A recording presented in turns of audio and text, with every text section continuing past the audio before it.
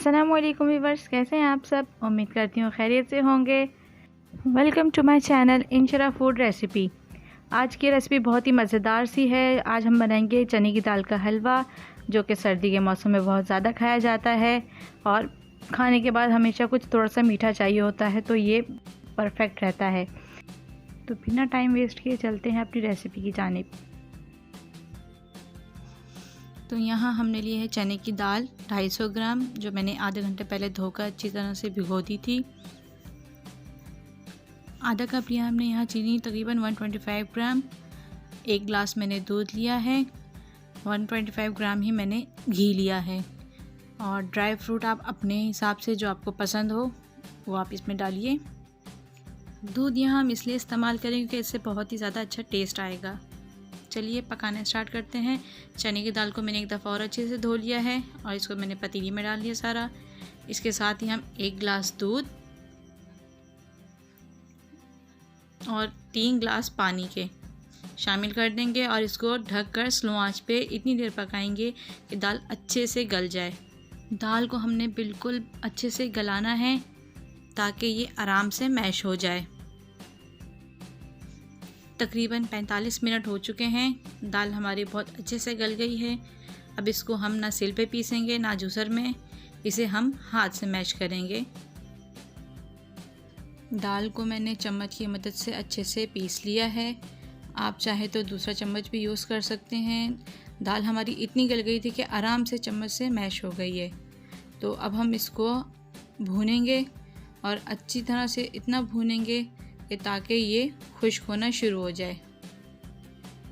ख़याल रखिए कि नीचे से ना लगे। आपने मुसलसल चम्मच चलाना है, इसमें हाथ नहीं रुकना चाहिए।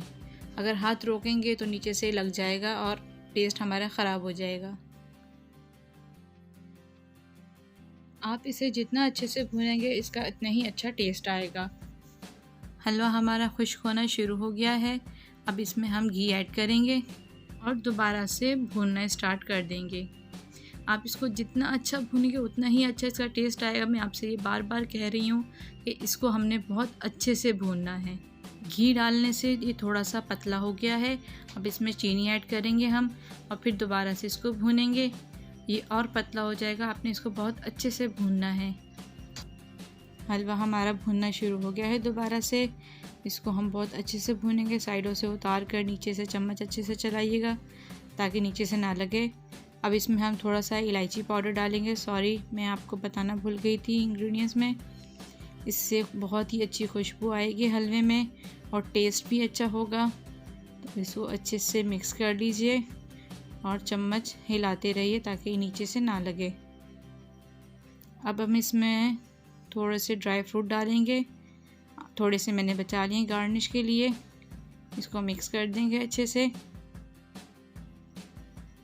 हलवा अच्छे से भुन चुका है। देखें इसने अपनी जगह छोड़ दी है। अब ये नीचे लग भी नहीं रहा, पर आपने हाथ नहीं रोकना है, चम्मच चलाते रहना है इसमें। इसका कलर भी चेंज होना शुरू हो गया है। इसको हम इतना पकाएंगे कि और थोड़ा सा डार्क हो जाए इसका कलर। आपने इसको मुसलसल चलाना है। अभी ये और खुश्क होगा। हलवा हमारा अच्छे से खुश्क हो गया है। चम्मच देखें इसमें मुश्किल से चल रहा है कि अब ये एक साथ आ भी नहीं रहा चम्मच में। अब इसमें आप चम्मच इस तरह मार के देखिएगा कि यह अलग अलग हो, तो इसका मतलब होगा कि हलवा हमारा पक चुका है अच्छे से। बहुत ही अच्छी सी खुशबू आ रही है इसमें से। अब फ्लेम हम ऑफ़ कर देंगे और इसको डिश आउट करेंगे।